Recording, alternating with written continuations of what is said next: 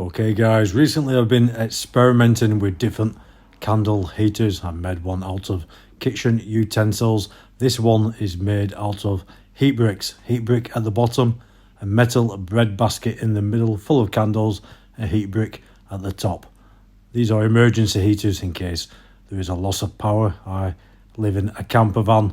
I've got power stations, I've got heaters, but this is a lot more cosy.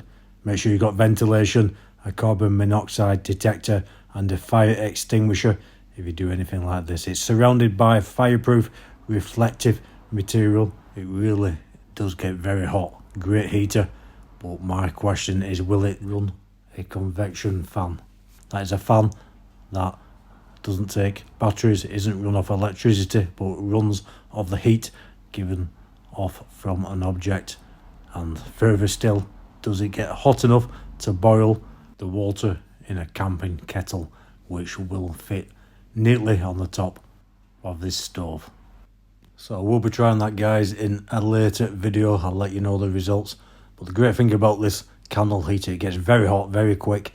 That heat brick really does get too hot to touch, so you don't have to burn these candles for long. You can blow them out, and the heat brick really does radiate that heat for a long time. Absolutely great for emergencies in your home, your garage, shed, camper van. I'll be using this in my van, but always remember to ventilate an area, have a carbon monoxide detector and a fire extinguisher when using anything like this.